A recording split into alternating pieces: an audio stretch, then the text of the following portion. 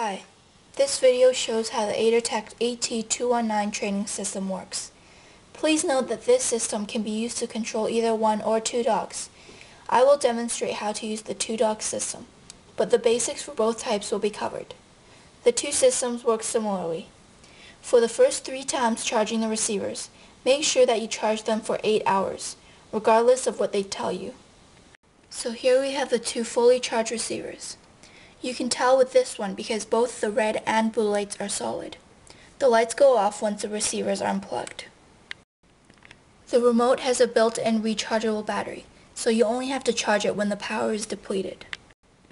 There are 6 buttons on the remote. The transmit one is in the middle, and this is the power/shock button.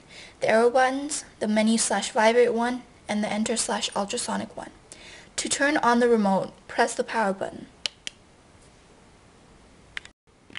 It's crucial that we match the receivers to the remote.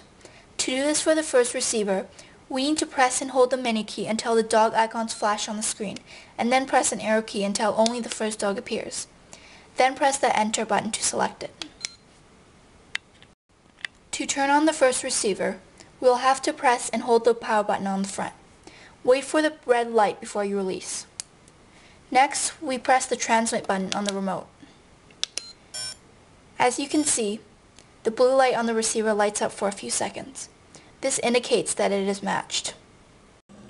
One thing I must emphasize here is that when you are matching the receivers with the remote and when you are operating callers, please allow at least a half-meter space between the remote and the receivers.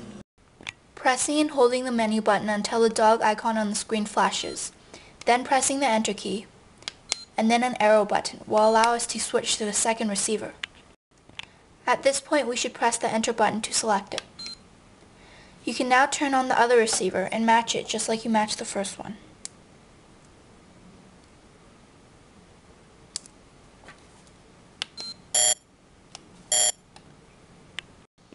After matching the receivers to the remote, we can switch back to the first receiver. If we reselect the first receiver and press the menu button once more, we can go into the programming mode for vibration. The arrow keys will change the intensity level for the vibration of the first receiver. Let's say we wanted to change the vibration level to 3. One more press of the menu button will lead you to the ultrasound programming, followed by the shock programming, and ending with the automatic anti-barking setting. Basically, this is where we change the intensity levels for the various functions. The function which is flashing on the bottom is the one you are programming. You may be interested to know that you can choose never to shock your dog by programming the shock function to 0. This also applies to all the other functions. In fact, the automatic anti-bark function only has 2 levels, 0 and 1. 1 means that it's on, and 0 means that it isn't. Now you can program the second receiver in the same way, or you can program both receivers at the same time by switching modes until both dog icons are selected. To leave programming mode, we press enter. We have completed the programming. Now, you can wear the collar on the dogs and select the dog you want to control. Then press the transmit button to give the dog a combination of stimuli. Or you can press the shock, vibration, and ultrasonic button individually. The test light is used to test the shock function. We simply put it on the receiver and press the shock button on the top right.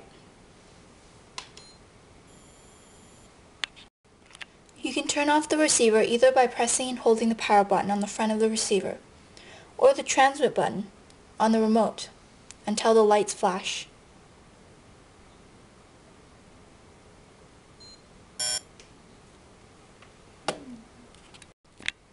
The remote will go into sleep mode automatically after 1 minute of inactivity.